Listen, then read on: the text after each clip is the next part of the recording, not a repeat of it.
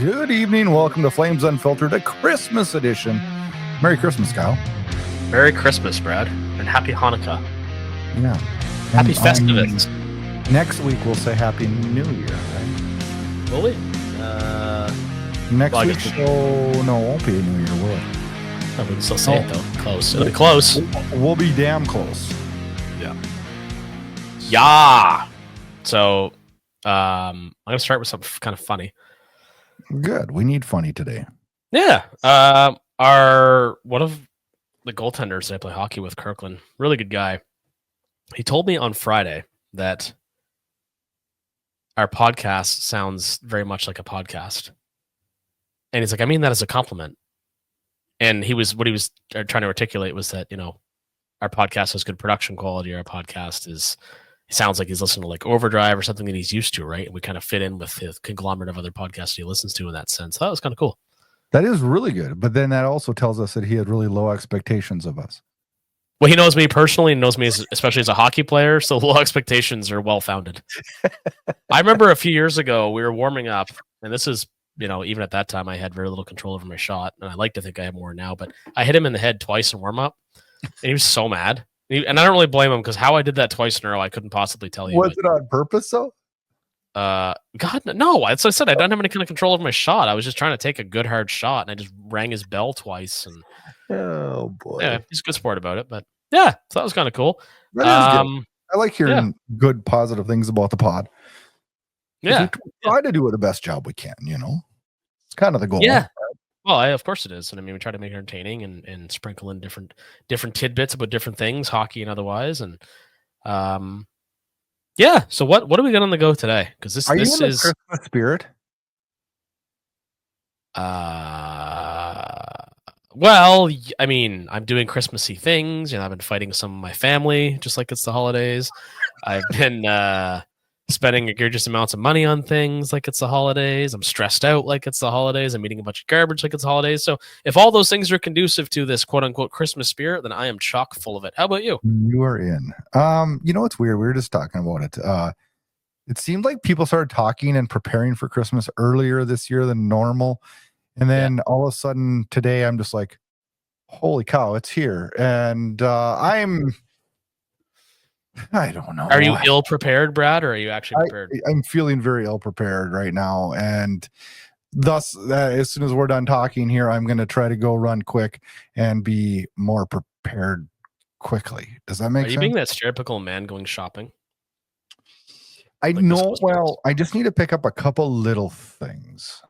But that could be a whole ordeal for me, especially the day before Christmas Eve, right?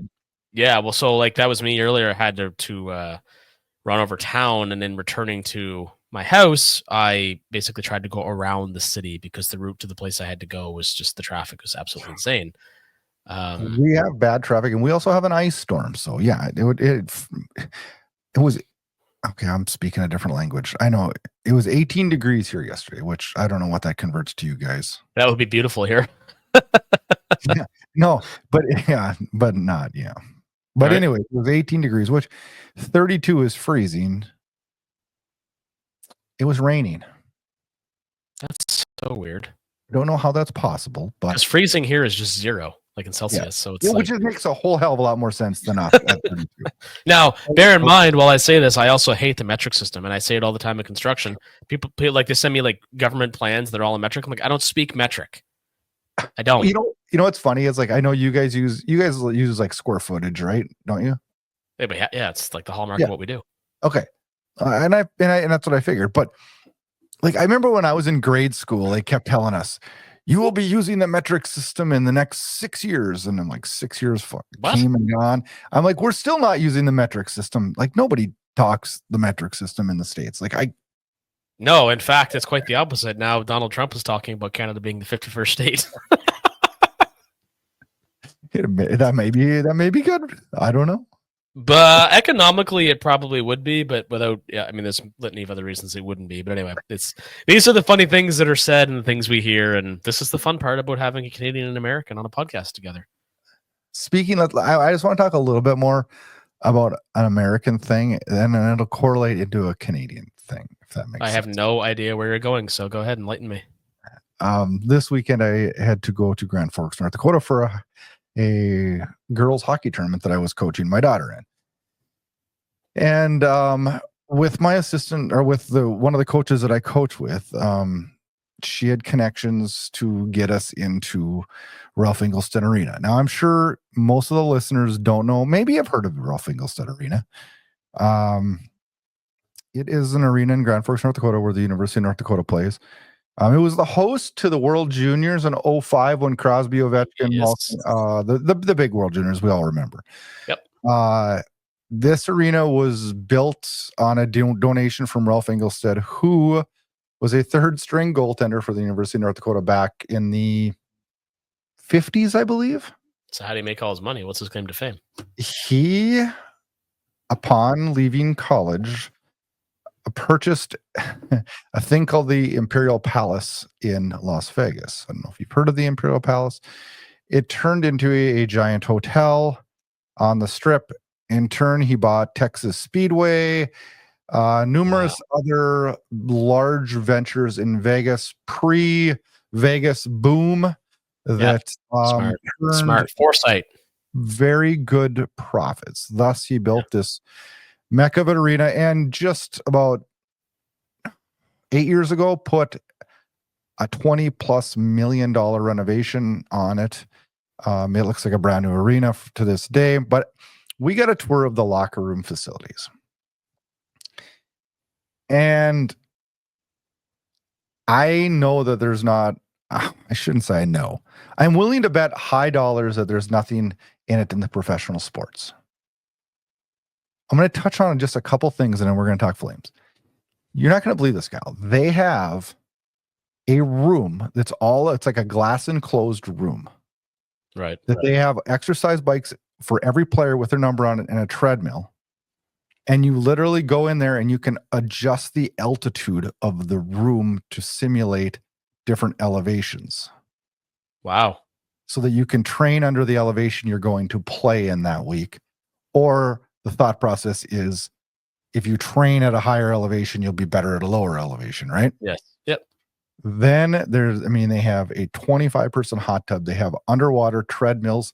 They have a cryogenic room. Do you know what that is? Yes. You walk in there, you have to put gloves and a freaking boots on, and they jack the temperatures down to below zero temperatures to like recover your red blood cells that you just, it's crazy. They have red light beds. They have zero gravity water beds. They have all this for all these players. I mean, it is the largest facility I've ever seen for training in my life, and it is all personalized to each single player. It's out of this world. It's out of this world.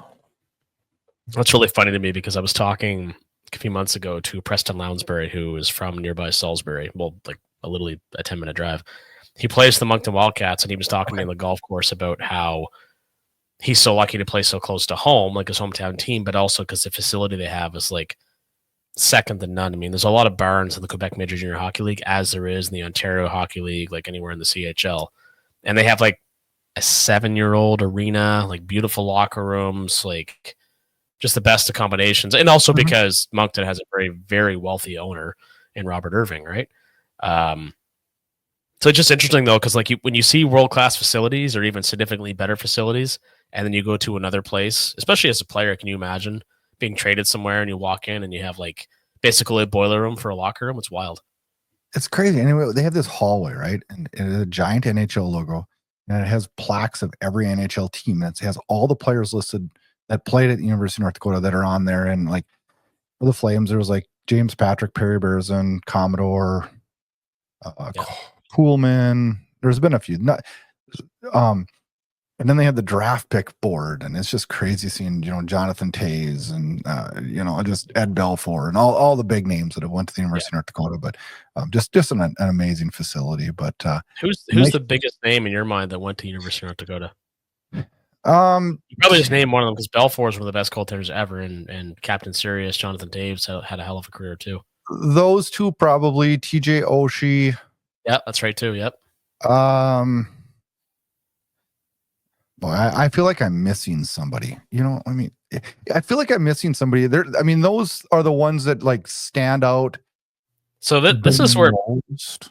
yeah, this, and I'll talk for a minute while you look that up, because this sort of becomes fun for us. So you talking about all the prevalent players that went there. It's like when I talk about some of the Moncton players, I'll list a few here in a minute. Who'd you find? God, I hate the Grand Forks Herald. They make you pay for everything. Like Brock Besser, Jackson Blake that plays for Carolina this year, who's in his rookie year. Jason Blake's son, yeah. Jason Blake played for the Sioux. For the Sioux? Yeah, they used to be the University of North Dakota Fighting Sioux. Now right. To change, which is we call this in Canada, we Sault Ste. Marie. We call that the Sioux, right? Which was a very close friend of mine, coached there for years, and a lot of players went through that program as well. So here, a couple more current ones that you'll know, like the Sanderson in Ottawa, Tyler Clevin. The list is just, it's like Shane Pinto is another North Dakota player. Jordan Schmaltz, Nick Schmaltz. Shane Pinto, personal favorite of one Brad Burud. Yeah, I wanted him so bad. I wanted to go get him. Aaron Dell, who won a Stanley Cup, is in North Dakota. Whole bunch of them. I still think the best player ever out of North Dakota is a guy you're not even going to know who I'm talking about. His name is Tony Herkus. That name sounds vaguely familiar. Played for the Blues, played for the Winnipeg Jets. He was a force. That was back in the early 80s, though. So things have changed, right? Yeah, so on this side of the border and in this particular community, so we had the Moncton Golden Flames, which is a farm team of the NHL at one point. Yep. So we had Mike Vernon, we had Brett Hall. Those are the two biggest ones that played there. But then we had the Moncton Hawks, who was Winnipeg's farm team, where Teemu Selanne was once assigned but never played, I don't believe. But Bob Essensa played there, Stu Barnes. And then with the Wildcats, which was from 1996 to the present day, obviously Flames fans will know Jacob Pelletier and Elmir Manoff from the present team who both played in Moncton. Corey Crawford, Brad Marchand, Luc Bourdon, who sadly passed away a number of years ago with the Vancouver Canucks. He played for Moncton. Crawford's probably the biggest name. Steve Bernier had a decent career between the Sharks, Islanders, and Devils, I believe. Jonathan Girard was a really highly touted Bruins pick, and he had a number of injuries and didn't play much. But the point being, like, when you really sit down and think about it, it's amazing how many high caliber players come through, an arena near you, so to speak, right?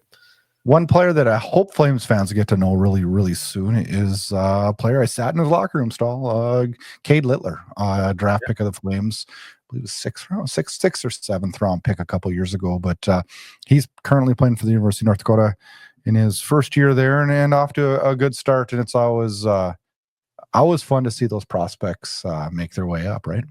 Yep, absolutely. So let's actually have a look at Cade Littler, because I kind of forgot about him. Big center. Number 20. His dad is from where I live in Minot, North Dakota. Oh, nice. 7th round pick, 219th overall. His father is Bliss Littler. Yep. He played high school hockey here in North Dakota, and he's been general manager of the Wenatchee Wild. Ah, cool. Nice. So, Flames hockey. That was my long spiel. It was fun. It was really cool hockey experience. Really cool. Yeah, well, that's the thing. I mean, that's one thing we always encourage each other and those that listen to do, is to engage more in your local hockey, because there's somebody from somewhere close to you that is going to be a big deal in the sport, and you can say, "Hey, I was there. I watched him play junior or college or whatever it might be." So that is really cool. I'm not really sure. This is kind of weird because we're in an extended break now, so I'm not really entirely sure where to start. I guess the simplest thing to begin with, perhaps, is we'll just talk briefly about Brad Larson having to step away from the team, as we mentioned before, but now being officially replaced in the interim by Trent Call, who was head coach of the AHL Wranglers up until now. So I'm trying to think of a previous case wherein a coach was essentially called up in a situation like this, and I'm drawing a total blank. Have you ever seen something like this? Yeah, I did. I'm trying to think of who the heck it was. Didn't Winnipeg have this last year when where Rick Bonus had his situation is. Oh, he stepped away. I believe it's a situation with his wife, if I remember correctly. Yes, and also, you mean Moncton native Rick Bonus, as I like to point out. Hey, yeah. See how it keeps going back to hometown? That's Christmas, right? That's Christmas. Yeah, exactly. Yeah, it's an interesting situation. We wish Brad Larson the best and whatever he's currently dealing with, but I wonder how that changes the dynamics of the Wranglers, right? Yeah, that's kind of the biggest question, because I think Trent called because he has rapport with, well, I mean, go through the list: Pelche, Coronado. Those are the two biggest names I think that he's had. And Dustin Wolf, of course, he has significant time with. So that should be a fairly seamless transition. And one thing about Trent Call, apart from his wonderful mustache, which I can't say enough about, I like the way he carries himself when he speaks to the media, the way he talks about his players, the way he talked about the promotion. So I don't think there'd be any issues there. I mean, I think they'll be more than happy to have him on board, and I think it'll be seamless. But for the Wranglers, it's interesting because their AHL teams always have the struggle of, losing some high-end talent to the parent club throughout the course of the season because of injury call-ups and promotions and whatever else. But the Wranglers are a very good team, one of the best in the American League. So I don't know how this is gonna go from here. Yeah. Let's touch on the games that we saw this week.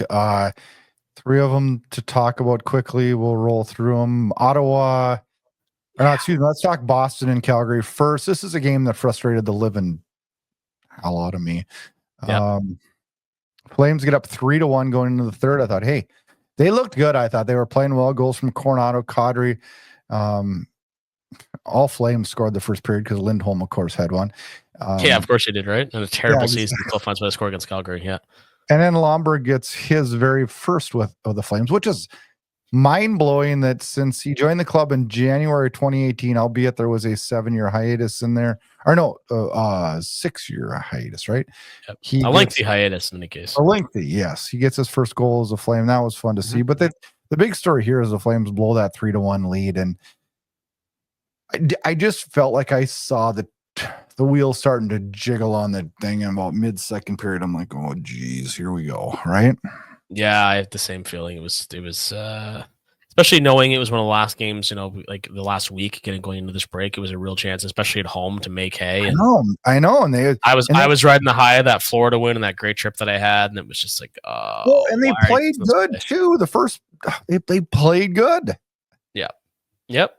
Yeah, they did. And then Ottawa comes in on Thursday night, and I don't know how you felt here. Coleman gets on the board right away, but I just felt like the Flames just never really got it going this night. No, I found it kind of disjointed. Actually, I fell asleep like 5 times. Really? Is that during that game? Yeah, it was brutal, and a really good buddy of mine who's a big Sens fan. Like, we were texting back and forth, and I think it might have just been his text that kept like jarring me awake. I'm like, man, like this game sucks, and he was saying the same thing. Like, it didn't feel like there's any rhyme or reason or rhythm. It was kind of your typical interconference game. Like, there's no rivalry to speak of. The energy wasn't great. It was just it was just dragging, I found. I just felt like when Kadri had that giant turnover and Ridley Gregg scored, I'm just like, oh, that was disgusting when that happened. This is going to be hard to overcome. Tkachuk gets the winner in overtime. On some controversy there. Yeah, a lot to talk about the officiating in this game with the high stick to Huberdeau, and I don't know. I feel like it's happened a lot to the Flames this year, and I don't know that it's because we put ourselves in crappy situations where where things like that affect the game so much, or if we're just having a run of bad luck with the officiating and that'll turn into our favor later on in the year. I guess time will tell. Yeah, I don't know. It's hard to know what to make of officiating because it's never great in this league, but I find this, I don't know. I can't tell you if it's worse. It just feels significantly worse. Now on Saturday, I thought the officiating was pretty darn good, actually. And some things I feel like worked in the favor of the Flames as the Blackhawks come to town for a lovely matinee. Flames get right out on the board right away. Huberdeau, Kadri. Man, that Huberdeau goal was beautiful, wasn't it? It was great. And then I mean, a lot of good goals in this game, right? I mean, the pass from Huberdeau, the one-touch pass to Coronado on the power play goal, man, that was beautiful. I mean, Huberdeau gets a goal, Kadri, Zari, Coronado, and Coleman. It's 5-1 Flames. They're rolling. They were. And then it happens. Well, they took those consecutive 2-minute penalties for that full 2-minute 5-on-3. That was brutal. And I was sitting there I was tweeting about this too. I was all mad because like it was just stewarding Dustin Wolf's save percentage in this game because he didn't play bad. No, I don't think he played bad. No, he just got hung with the drive way too often. It's just like we finally had a game. Like we're up 5-1. I'm like, oh, okay, we can just let's just roll this one through, right? And then of course we have to pull it back to a 1-goal game. And I'm just like, oh my goodness gracious. But Backlund gets the empty netter at the end to make it a 2-goal game. But I do want to talk about something in this game. Holy cow. I thought Vancouver's social media group was bad, but did you see some of the stuff Chicago had going on X? Holy cow. Like particularly about the Pospisil hit? Yeah, they were upset about the Pospisil hit on Bedard. Where did you stand on that original first hit? I hate the way that teams, I understand you want to protect your young stars. Like I get that, but I just hate how it's like people act like it's sacrilege to hit them. Well, I mean, I think if he hits Bertuzzi like that, I mean, we don't even talk about it, do we? No, and the only reason we talked about the other hit, which was it on Nazar? The other hit, I think. Yeah, that was a good hit. He got run over by a freight train. So of course we're going to talk about that. But again, even the reaction again. So was it was Bertuzzi that jumped in, and then Pachal jumped in, and it's like no, Donato jumped him. Or sorry, yeah, it was Ryan Donato. That's right. And then Pachal came in, and I thought, how is he not getting a third man in? It's the second time he's done that this year. I think the only reason he didn't is because the refs are like, there's no need. I mean, it was a clean hit. The fact Donato jumped in the way he did and just started swinging, I think that excused Pachal to do the same thing. Not that they're condoning it necessarily, but it's like, that's why I said on Twitter about it myself. I'm like, man, like I get it. Donato's going to be an idiot like that. Mm-hmm. He's going to get his face filled in too. Like you can't just jump a guy and start swinging. I liked it when Backlund gave Bedard a lacrosse check too, and Bedard just acts it up like big time. I'm like, oh my goodness gracious. Well, okay, so here's the thing about that I wanted to talk a little bit about. So these guys Bedard is a kid. I don't care that he's in the NHL. He's a kid, and it's evident that he's a kid with things like that, where you're basically acting like you have to be carted off for immediate surgery in your spine because you got a little bit of a cross check off a face-off. Was it a little unnecessary in Backlund's part? Sure, but nobody's going to call it. And people saying like, oh, Bedard seems kind of whiny, blah, blah, blah. Well, Crosby was the same way 20 years ago. Yep, he was an absolute crybaby. He was whining at the officials all the time. McDavid did it a bit when he came in. Like, they're just kids. And I think Bedard's frustrated, right? I mean, I think he's frustrated. Well, I mean, how many times this year we've seen a few of it, like on, worst play reels and stuff, where Bedard does something incredible and makes a pass to a guy who just has no idea what to do with the puck. Yeah, the team is awful. A dearth of skill around him. I mean, they're hoping Taylor Hall might have a resurgence, and that didn't work. Tyler Bertuzzi is a middling scorer at best. No disrespect to him, but he's not a super high end talent. No. So it's like, what do you want this guy to do? He's trying to do it. It's like Macklin Celebrini in San Jose. He's trying to do it all himself. And you can actually make the argument Celebrini has a bit more support than Bedard. He does have more support. Yeah. What did you think of the Bertuzzi slash on Huberdeau at the end of the game? I thought more was made of that than it should have been, because I didn't think it was that bad. But it was a hefty swing, and it was stupid as hell. I don't really understand what Huberdeau was just standing there. He had nothing to do with it. No, like I think it's like what you just said. It was just more frustration. But I'm watching them like, dude, what the fuck are you doing? Like, yeah, it was a one-handed slash, so it wasn't like he was going to hurt him. But I mean, obviously, it startled Huberdeau. Probably, I'm sure, hurt his leg a bit. But it's like, dude, get the hell out of here! Like, just go away. So there was a tweet during that game that got me thinking, and it was. Are we going to X factor it up? It's not my X factor, but it'll correlate to the X factor. This is perfect. A Blackhawks guy. Two-step. Brendan Budge puts on there. I'm being 100% serious. Someone needs to dig. You can't even write right. Someone needs to dig their skates into the ice and go full speed elbow into Martin Pospisil's temple. Wow. And I thought, okay, so that threw me to the X factor in the fact that Felonious Randy, I don't know what that means, but that is our X factor. Is that better than Randy and Felonious? He put Martin Pospisil played a total of 14 minutes tonight and managed to get the entire Blackhawks fan base to hate him. Fuck, I miss missed having a good agitator. And that's what he's doing. He's doing exactly what we need him to do right now. He's playing good hockey, but he's also back to the Martin Pospisil that I miss so much. Yeah, this is a great name. Oh, look, it is Felonious Randy, where it says at Randy Felonious. I know. He's doing it. This is a great tweet because it's just the truth, right? I mean, that's what he does when he's at his best. I mean, ideally scoring a couple goals here and there, which has been a struggle for him all year, but regardless, he's a very, very effective player. The prior tweet you mentioned, though, I would like to draw a little bit of attention to that because that is one of the dumbest fucking things you'll ever see on the internet. You're suggesting you want a guy who has a concussion history to have serious brain damage such that he can't play with his kids in 10 years. Like, fuck off. Like, that's stuff like, and I realize the internet's full of clowns and trolls, and I try not to take him too seriously. But when people start bringing up injuring other people, like, there was another guy that, like, he responded to me, and I just blocked him because he's like, something about, like, Pospisil should be kicked from the league forever. What has Pospisil done that's so dirty? He made a couple dumb plays for which he was suspended. It was a clean hit on Nazar on Saturday. Like, what's wrong with you people? So it is in this world right now. Oh, man, it's worse all the time. Like, we're becoming so stupid as a race. Anyway, thank you for the X Factor. It's a great tweet. It's a true tweet. And as far as, guys like the prior one who want people to get hit in the head deliberately, go fuck yourself. So what else we got? Like, let's move on to something positive here. We need something positive.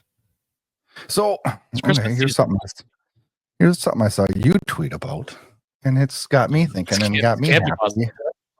Oh, really? What did I say? Was I drinking? I don't remember. Jonathan Huberdeau. Oh, yeah. Do we finally have Jonathan Huberdeau? I mean, did we finally have Jonathan Huberdeau? You look like a child right now. You're so excited at Christmas, man. This is unreal. Well, I don't know. I mean, I think so. I hope so. I mean, his point pace over a full season of, like, his more recent play, prorated something in December, whatever it was, is like 85 points. His last 10 games, you want to know what his point pace is? What? 106. Ooh, wouldn't that be fun? Now, based on how consistently he's done this and how much faster he's looked and confident with the puck, I think he might have finally turned the corner. And when I was thinking about it on Saturday, apart from probably Yegor Sharangovich, if you're going to pick 5-6 goal, Flames lead or, Flames scoring that many goals, you're going to want Huberdeau probably, Kadri, Zary, Coronado, Coleman, who had 30 goals last year. Backlund is good for 15 to 20. Sharangovich ideally is in the 30 range like he was last year. But anyway, the Huberdeau thing we're going to see because this is a lengthy break and then they're in San Jose to resume play next weekend. He didn't want to take a Christmas break. I guarantee he was like, I want to just play tomorrow. Oh, he had. I mean, that's like anything, right? When you're in a groove, you're in a groove. So I'm really curious to see what his play is like going into the new year and those, the dog days of January, as we call them, because there's some really important points which are ultimately going to determine if this team makes the playoffs, which they very well could, because last I checked, they were still in a wild card spot. Now, the bigger question here is, does this mean our scoring woes have finally alleviated because the shooting percentages are improved a bit? Like, are we going to see more goals from Zary? Coronado is, a real lethal shot. Like, so how do you feel about that? Do you think that our offense is turned the corner as a whole? I hope that it's, I think we're going to still go through our ups and downs, and I hope it's a long run now. But I mean, we are getting production out of the guys. We need production from minus Kuzmenko, but yeah, I sit and I look at this team, and you're right. We're in the final wild card spot right now. But our goal differential is still minus 11, and that's always a sign of playoffs. And I don't know why, but it just seems like you're not going to make the playoffs if you're minus 11. But now, if we start getting the goal production that we've been getting, that'll change drastically too. But you look at who scored in the Chicago game. You look at what we got in the Boston game, and some of the key guys are putting it in. Kadri's on a hell of a run right now in goal scoring. And we're getting the production that we've dreamt of from Zary and I watch Huberdeau play, and you can take his production aside. I mean, he just looks like a different player. Yeah, 100%. One change I'd make around these two guys who have been so hot lately in terms of their offense, Kadri's been still very bad with these giveaways, and I would prefer to not see him play any overtime games for a bit, because I think that's an area where I know there's a lot of ice and a lot of opportunity, but it's not been going well. I would sooner stick with guys like Coronado and Zary. Huberdeau, I feel, is trustworthy enough. Sharangovich as well. Yeah. But Cgy is very much giveth and taketh away, right? Big time. Like, and look at his plus minus. Like, I think it's the worst in the team, or damn near it. By far the worst in the team. I believe it's I'll look as we look, but I had to bring another question up in this. It was announced, Huska announced this week, right before they went on break, that Kuzmenko injury is behind him and he's completely available now. Where do we go with him? Like, what does he make the line? I mean, how do you put him in? How do you put him in right now? And somebody else who may come into a nagging injury or something of that, or if the offense gets super dried up, they might try it. But as of right now, he put himself in a hell of a spot. He's been terrible, absolutely terrible. We talked about this before, and it's hard to speak constructively about a guy who's played as poorly as Kuzmenko has, especially when, again, as I said on our previous show, he has to produce offense because he doesn't bring anything else to the table. He's a very enigmatic talent. So when he does his job and produces offense, it's worth some of the shortfalls, not unlike Cgy scoring highlight reel goals consistently, despite, giving the puck up a lot. Yeah. But speaking of Cgy, I did look it up here. He's minus 16. He's the worst on the team. The next one is minus 10. Sharangovich and Huberdeau are minus 10. He's 6 below the worst on the team. That's a problem. That is a problem. Yeah. Well, he can't be counted on defensively right now. That's that is a major problem. Now, he also, there's other obviously positives to his game. He draws a lot of penalties, as he always has. Sharangovich is another one who I think he's played reasonably well lately, but he has to start finding the back of the net. He's got to get it going. He's got 6 goals, 3 assists in 27 games. Yeah. And I know people are starting to doubt that contract he signed. I think he's going to come out of it. I hope it's this season and not, the second one into this deal. So, yeah, no, I'm with you. Yeah. I love what he brings. Yeah, well, he's got a lethal shot. I mean, with him and Coronado, you got two probably the best shots in the NHL, really. Like they're up there, man. They're really, really good argument on that, but yeah, I would agree. They're definitely in the elite category, both of them. As far as the shot goes, I mean, there's other guys who can shoot as well, who do everything else even better as well. But back to Kuzmenko, I don't know if this continues. I wouldn't be shocked to see a mutual termination of the contract, unconditional waivers. I don't. Well, I said it last show. I think I'd see him back in Russia next year. Yeah, and I think you're right. I mean, he came over here later in his career, and I don't know. I don't want to see it come to that because I love his personality and what we saw from him last year. He was so much fun to watch and was so creative, and I know he has it in him. But regardless of whether or not he turns this around, I do think his time in the NHL is probably coming to an end. And based on current circumstances, I suspect he will no longer have a contract with the Flames. Probably by sometime in February and into the trade deadline, which isn't to say he'll be moved, but I really could see this going the route of let's part ways and you go home, right? Yeah. Okay. But no harm, no foul. We've all been in situations that didn't work out with the best of intentions, right? He was a throw-in in the Lindholm trade. Totally. And he provided us some really entertaining months, some great sound bites that I still listen to sometimes. And I hope he turns it around. I'd like to see him stick around, but I don't know. He put himself in a hell of a spot right now. Yeah. It is Christmas.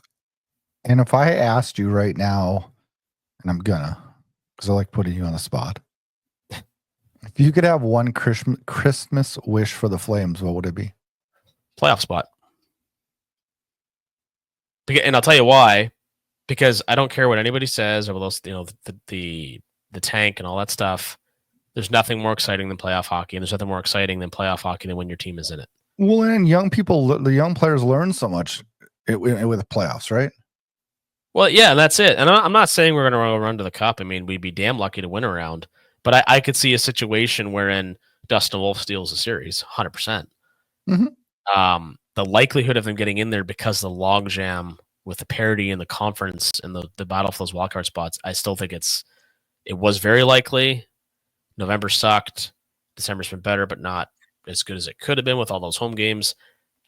I don't know. I don't think it's particularly likely. I'd put their chances right now at like 35% if I had to guess. Never mind, money puck and all that stuff. But that's the number one thing I'd love to see is a playoff spot. Like you said, to get these guys experience, for us to have the fun of a playoff round at least. What about you? What's your Christmas wish for Calgary? Oh man, you're not gonna like this because this would probably spell not a playoff spot, and sounds crazy for me to say because I'm usually the old school guy that wants to just hell or high water of playoffs. But I look at the points that Nazem Kadri is putting up right now, and I believe he's got points in the last 9 out of 10 or something like that. It's some crazy number, which is really good. His cap hit is $7 million, and he's only in year 3 of 7. And his age is 34 years old, which means at UFA age he's going to be 38 years old. Yeah. Now is the time to figure out a way and a path to trade him. If that's your wish. My wish right now is to act on it now for the betterment of our team in the future. Yeah. I don't know how that's possible right now or feasible, but I do think how it's possible. But you know what? Would a team like Colorado look at him? I know he was there once before. Would a team like Toronto look at him? How would either one of those teams fit him in though? Something big's coming back. Well, we'd have to probably retain some too. Oh yeah, but I still think which I would totally be fine with. By the way, Money Puck's got us at 43.6. Ooh, higher than what I said. Nice. Mm-hmm. Love that. I don't know. Do you think I'm out of line by saying that about Kadri right now? No, I don't think you're out of line because it's a contract that was never going to be beneficial to the team, no matter how well he performed. Well, I sit and I look at this plan and I hear so much about, we want to be young, fresh, and good, and right in the mix when the new arena comes. Well, he's going to be old, slow, and taking a spot from a young guy when the new arena comes. Yep. No, the time, if you're going to move him, the time is sooner than later, and that's why there's been so much talk about it. But what that deal looks like, and it's hard for Conroy as well because he is a valuable veteran on this team, right? And this team is more competitive than people thought. So it's like he's our leading goal scorer. Yeah. I don't know. It's interesting. We should have party hats and. I was supposed to wear a Santa hat this week, and I forgot to find one, so I dropped the ball. Braden Pachal resigns. Yeah, Uncle Kurt be a happy man. I'm a happy man. I think it's great. As soon as we got off the air for the last episode, we find out that our buddy, our fan club, Braden Pachal, 2-year extension, 1.1875. I don't know how they got that number. Why they couldn't just get to 1.2, I don't know. But that's where we're at. And he is now the best paid 5th, 6th defenseman in the NHL. I mean, in terms of like value to the team, like on a deal. Like, I love what he brings to the table. I do too, but I think Uncle Kurt even said this, if I'm not mistaken. But regardless of whether he did or he didn't, I think he could have got more and probably should have got more. I was expecting him in the 1.5 to 2 range. I heard on other Flames podcasts that they were thinking more in the 3 to 4 range. So man, we thought we were the fan club presidents. I know, Lord Jesus, I know. Wow. Do you know that we have 4 other prominent RFAs on the table here? Coronado, Zary, Peltier, and Ball. What happens there? They're all getting pretty significant raises, which is significant, relative to what they currently make. You think so? I think Coronado and Zary are shoe-ins, and I think Ball's a shoe-in. You think right now we're giving Peltier a contract? 100%. He's been great since he's come up. It's one bad game or a call. I'm basing this on he's going to continue to have a strong year. I think he's going to play, barring injury, he's going to play every game for the rest of the season and be very effective at what he does, which is, getting pucks to the net, fishing for rebounds, fighting hard in the corners. I think he's going to be signed between $1 and $2 million on a new contract, which is probably going to be a bridge deal because he still has a lot to prove, right? Coronado, probably 3-4 million range. Ball would be similar, and Zary would also be similar. Now, if Zary starts finishing his litany of chances, that number could go up, right? Yeah. What was it that John Abbott termed that? The pancake or whatever, when he's flying through Yeah, the what are neutral they zone. flipping pancakes. Flipping pancakes. Yeah, if he keeps doing shit like that and has some degree of success with it. Like when he scored and that shot almost got blocked on Saturday when he scored in that gaping net, it's like, okay, maybe this guy's starting to, the pucks are going to start going in. If that's the case, he's a 60, 70 point player based on how he plays all day, every day. So it's going to be interesting to see because these guys, their stat lines, and like even Eric Francis talking about Matt Coronado, and he's going to hit 20. Will he hit 30 this year? If he gets real hot, he might. But he's another guy. Like he's got an NHL quality shot. He works hard. I mean, there's going to be some interesting deals come out here. That's probably going to make you mad. If we sign Pelche to a contract, is he not taking a spot away from another prospect that we could probably get a better production level from, like a Stromgren? I'm not trying to be mean to Jacob Pelche, but I watch him and he busts his ass and he seems like the nicest kid in the entire world. But what are our expectations for him? Is our expectations for him to be a fourth liner or is it to be a point producer? Because if it's to be a point producer, this is a extremely risky contract to sign. Because I don't think he's going to do it. I said before, his peak, I think, is his peak. His high watermark could be a 2020 guy, which is a pretty big ask.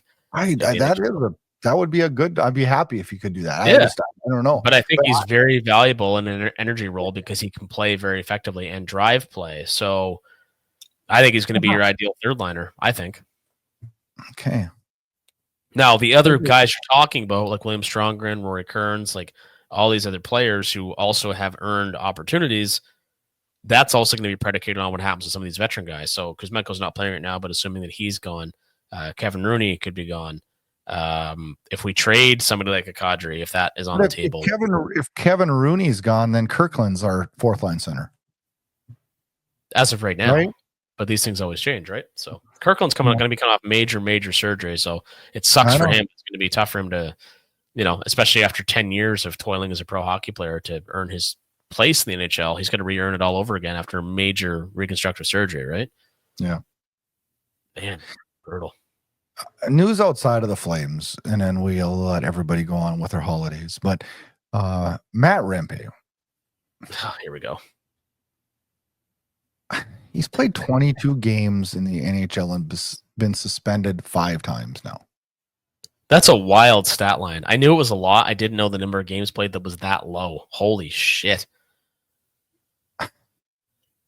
What are we doing here? Like he's just suspended 8 games for his hit on Miro Heiskanen, and for creaming illegally a star defenseman in this league. He is the one defenseman outside of Cale Makar that I would take. If somebody said, all right, you're starting an NHL team, yeah, he's like 1-2 for who I take to start my NHL team with. Yeah. So, and also, if I'm not mistaken, I didn't pay too much attention to it again because it's the East, but his Matt Rempe's reaction to like post hit, like the way he behaved. The guy, what's that?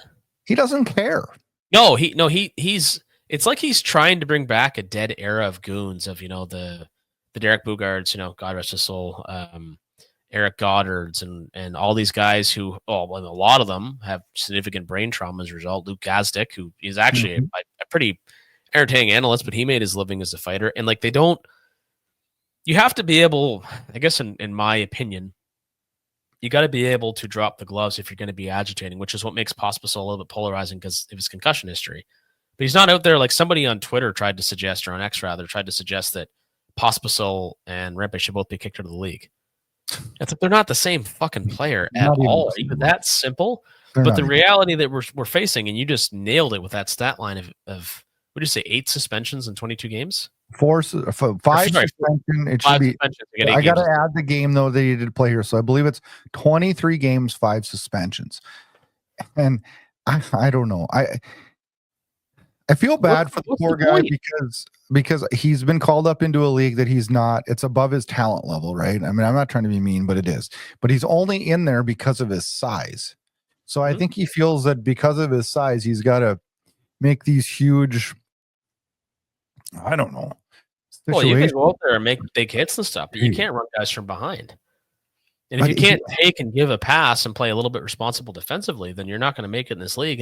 And he is, and I feel bad too for the reasons you're saying, and that the rest of the league is talking about as much as they are. But it's just a reality. His game does not fit the NHL right now. So either he has to figure it out and learn to become a valuable piece that isn't being a fucking goon, injuring people or attempting to injure people. It's mind blowing. I don't know. To be honest, I don't know how he made the NHL playing that way in this day and age. Because everything was like, it was a bygone era, it seemed, especially in the last 10 years. And all of a sudden we have this guy who's like, who's his dance partner now? Is it Ryan Reeves? Well, Reeves can barely get in a game, There's no, I mean, what's that? Olivier, the guy in Columbus, is probably the toughest guy that can still play hockey. Yeah, well, and I talked to a buddy of mine because he had him as a player in junior, and great kid, great family, very intelligent hockey player. He just happens to have those other intangibles, but like you said, like he can actually play. Though, right? He can take a regular shift. Yeah. I don't know. I'm old school. You make fun of me sometimes on the show for it. Like I'm old school, but this is not the old school that I am. I mean, I like an odd tussle here and there, but I don't like stage fighting, and I surely don't like guys running people like that and then doing it to set a tone and start a fight. Like I don't know. He's just not healthy right now for the league. No, and it kind of makes me wonder too. It's like, do the Rangers really think that this type of player is going to help them get out of their season-long funk?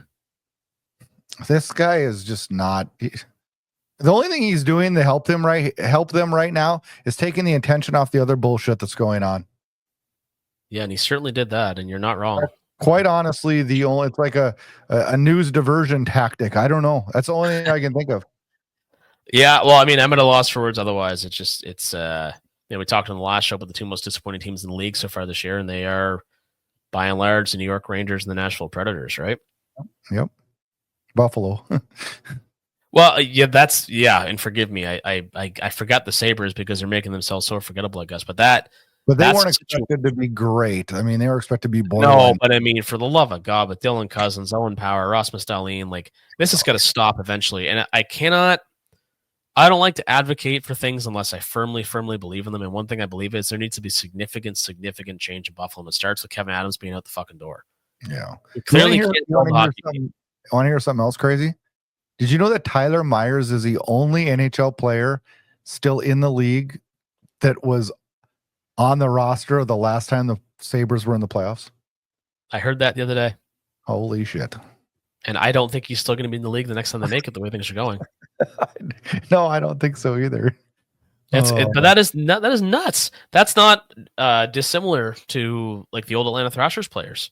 How many of them are left? Evander Kane's still floating around. Zach Bogosian, is he still playing? No, I don't think so. Who else? Brian Little obviously had to retire. Jeez, there's not many, man. I'm gonna see if I can find the others. No, there's not. Gosh, it's crazy. I have to check that Not Thrashers Twitter account. That's a great follow. Are you ready for Christmas? Because I think that's where we're at. Flames have 5 days off. 5 full days off. Now, Zach Bogosian is with the Minnesota Wild. Kane is with the Oilers, of course. And Blake Wheeler still hasn't officially retired, apparently. Anyway, that's the answer to that question. But as far as Christmas goes, mostly, but not entirely. I had to stop and get something today. I still have to wrap stuff. But I do this thing every fucking year, man. I'm sorry, I'm swearing a lot on the show. I guess I'm kind of agitated. Really? Right? I will go out 6 to 8 weeks prior to Christmas and acquire about half of what I need, and then I will full stop until the couple days before and scramble to finish it like an idiot. Yeah. It is not healthy. I do not recommend it. It would almost be better if I did it all at the end, because at least then I'd have to get like in a mode and find the energy. And now I'm just like, I should go get this, or I didn't do that. It's easy to procrastinate now because you think, I got 3/4 of it done. Yeah, well, I've come to realize recently my priorities are not as straight as I once thought they were, and it's led to a lot of soul searching. So, I'll leave that to my psychologist. But yeah, I love to say this. I gotta get this franchise turned around. Referring to myself. In a Not a rebuild? scuffle of Sabres, but anyway. Are you in a rebuild? I've been in a rebuild for years, man, just like the Complete Sabres. teardown? Complete teardown. Oh, yeah. Looking right for the number one studs. draft pick? Down to the studs. Flames are on a 6-day break, 5 days away from the rink. I looked at their schedule, and I'll tell you what, it's an extended break that most teams aren't getting, so I hope the Flames enjoy this. They're back at it Saturday, December 28th in San Jose. Then they're on to a back-to-back in Vegas on the 29th. And until then, we're not talking Flames hockey. Next week, we will be back with a normal episode next week. We'll have 2 games to talk about, so that's good. Yeah. We're into the new year and we're talking resolutions. That's right. Yeah, a lot of things going on. From all of us here at Flames Unfiltered, wishing each and every one of you a very Merry Christmas. Spend some time with family, friends, and enjoy the break from Flames action. They're back in action next Saturday night, and we're back next Tuesday. So stay safe, stay warm, and Merry Christmas. I can't top any of that, so thank you. All right, Flames fans, take care, stay safe, and Merry Christmas. Talk soon.